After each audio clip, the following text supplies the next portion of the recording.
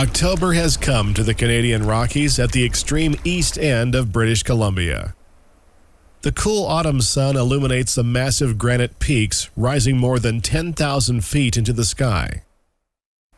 The rustic log Lake Louise Station was built by the Canadian Pacific in 1909, and today is known as the Station Restaurant. It is billed as the oldest building in Lake Louise and is located just off the main line.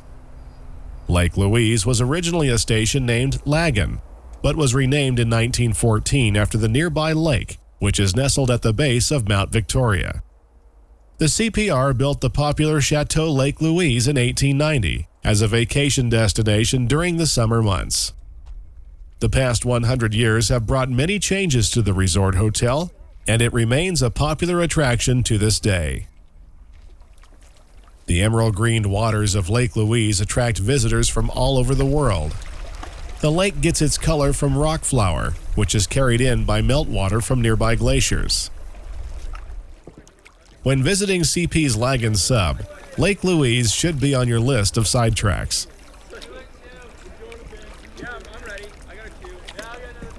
Returning to the station, we are in time to catch the eastbound train 112, running between Vancouver and Montreal. 4 engines power this 10,000-foot stacker, 2 on the point, 1 in the middle, and 1 on the rear.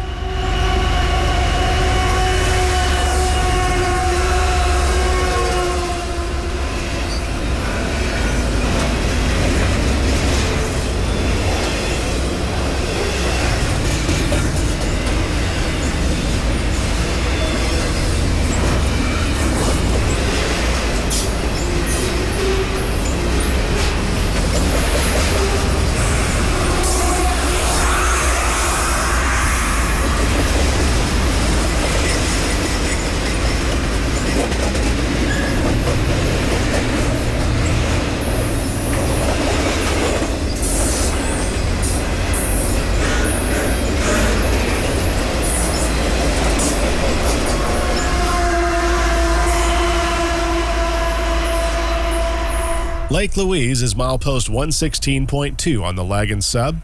At this point, the original main and the newer north track come back together as a single track with sidings. Trains experience faster running as the grade lessens. Before we move on, a westbound 170-car Canpotex potash train climbs the 1% grade as it takes the newer westbound track. The 4 diesels distributed throughout the 20,000-ton unit train put on a fantastic show of horsepower as they march toward the Continental Divide.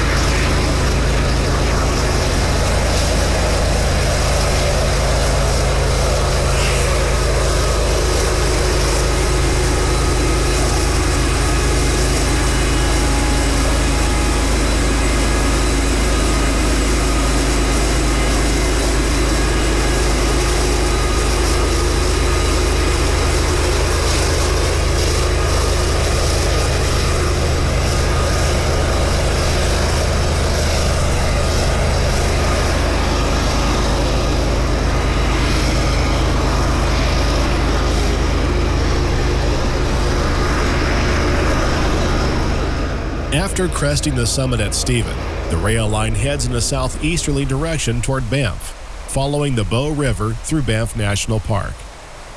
At 11,626 feet, Mount Temple dominates the scene at Morant's Curve. This location was made famous by Nicholas Morant, a company photographer for the CPR, who made many publicity photographs for the railway during the mid-20th century. Another westbound potash train follows the bank of the Bow River as it heads for Lake Louise.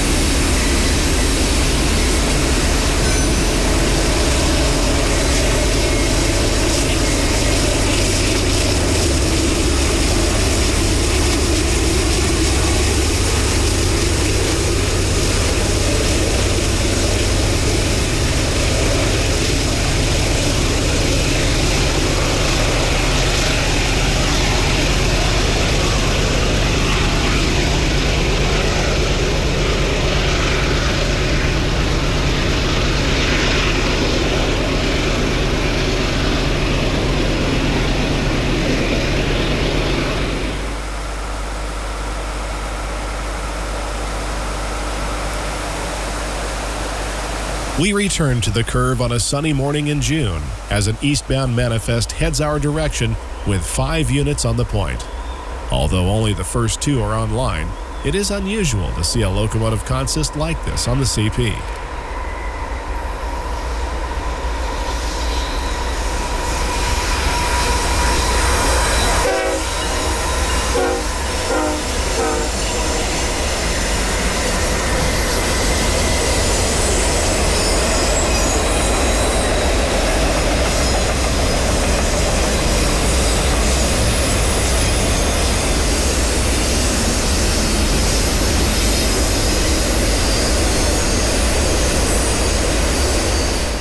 Between Lake Louise and Banff, the best views of the CP are from the Bow Valley Parkway.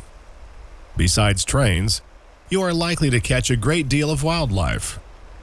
This Rocky Mountain elk is grazing fairly close to the road and doesn't seem to be too concerned of our presence.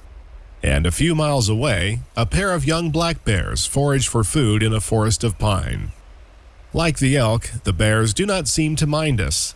However, we were sure to keep our visit brief and use a telephoto lens to get these shots.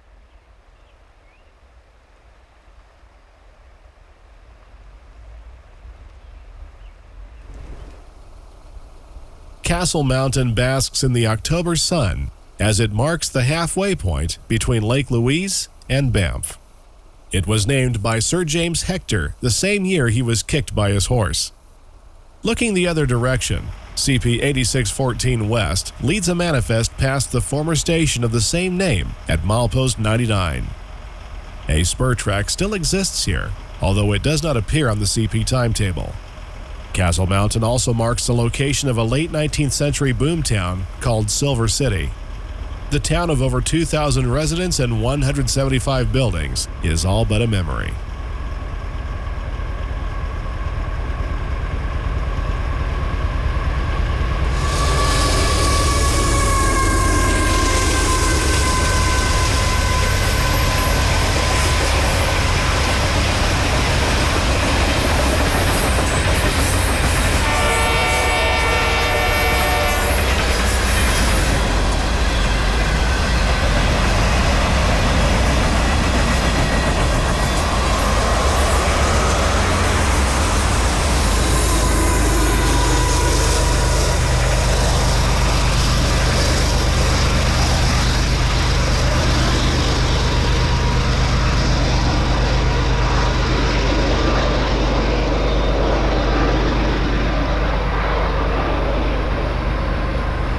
From the Trans-Canada Highway, we get another view of Castle Mountain.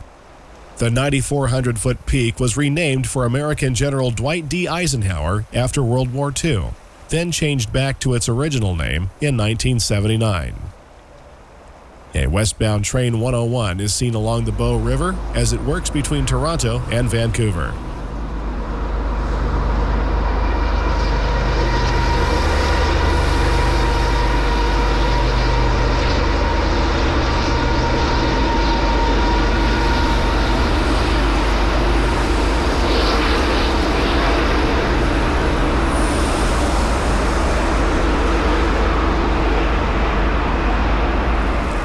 Fall along the Bow Valley in western Alberta can be a magical time of year. Mountain peaks dusted with snow rise above the groves of golden aspens, soaking up the warm sunlight of autumn. A large aspen grove can be found not far from the main line at Muleshoe, just off the Bow Valley Parkway. Muleshoe gets its name from Muleshoe Lake, which was formed when a portion of the Bow River was cut off during the building of the railway. It is a nice setting to catch a glimpse of the westbound Train 101.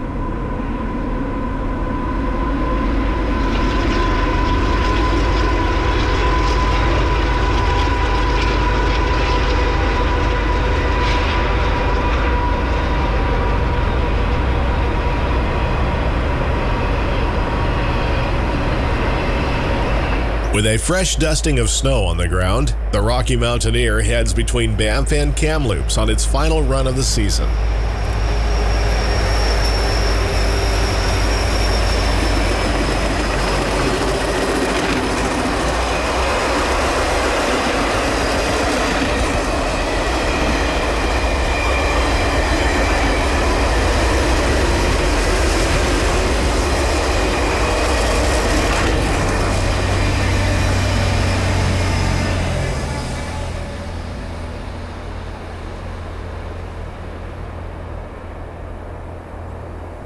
One of the prominent features at Banff is Mount Rundle, which rises 9,672 feet at its highest point. It extends eastward for over 7.5 miles toward Canmore. These scenes are taken from the Vermilion Lakes, just west of Banff. This is another location that is worth spending some time in when exploring the Lagon sub. A number of great photographic opportunities can be found here.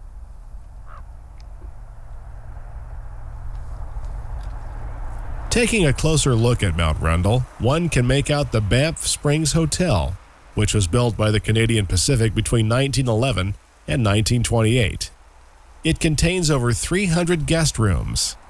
The hotel was the tallest building in Canada at the time it was built. We get another view of Mount Rundle at the Banff Depot, as a westbound manifest train waits in the 7,312-foot siding. CP 8826 leads an eastbound empty grain train through town.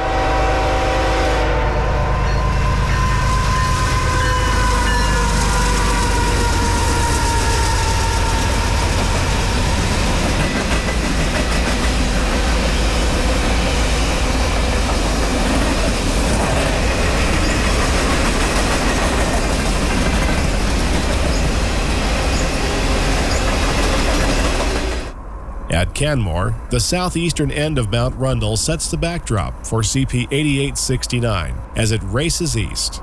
Notice the grain hoppers that make up the second half of this stack train.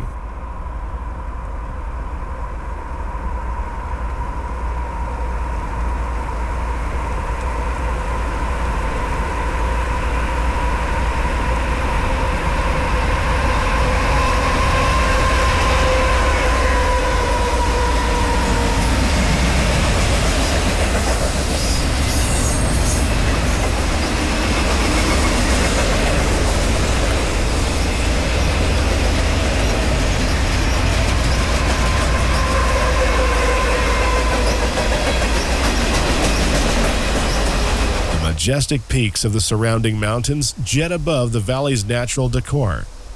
These peaks are known as the Three Sisters and are located south of Mount Rundle.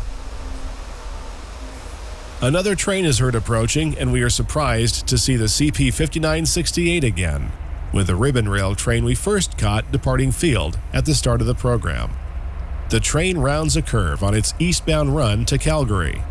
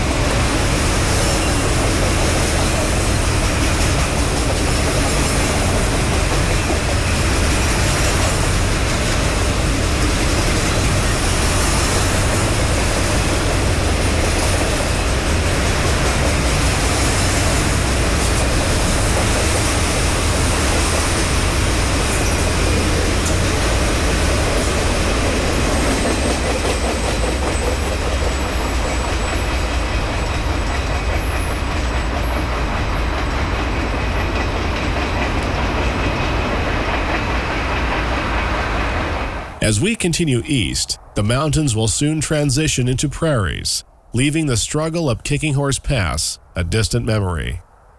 Gap siding is 10,659 feet in length and parallels Highway 1A along the north side of the Bow River. We catch another Train 101 as it heads west on a crisp sunny morning.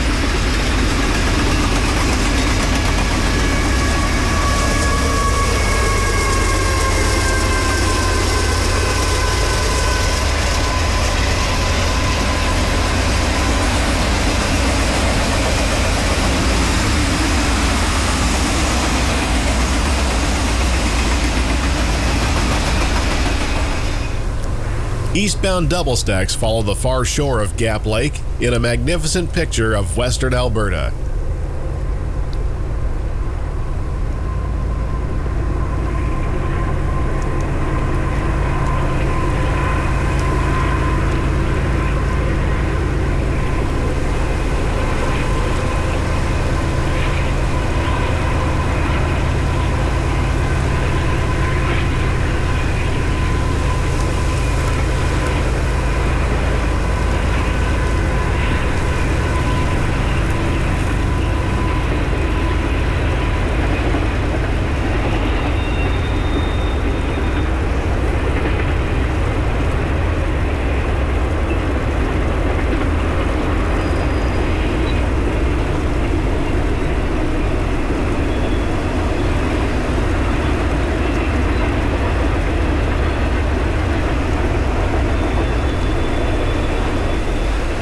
You have been watching an excerpt from Kicking Horse Pass, Canadian Pacific's Lagon sub. If you would like to watch the full 90-minute program, it is available on DVD, high-definition Blu-ray, and digital download. Log on to 7ideaproductions.com for this and many more railroad titles. There is a link in the description below. If you enjoy videos like this, please like and subscribe to watch more programs added weekly. From all of us at 7ideaproductions.com, thank you for watching.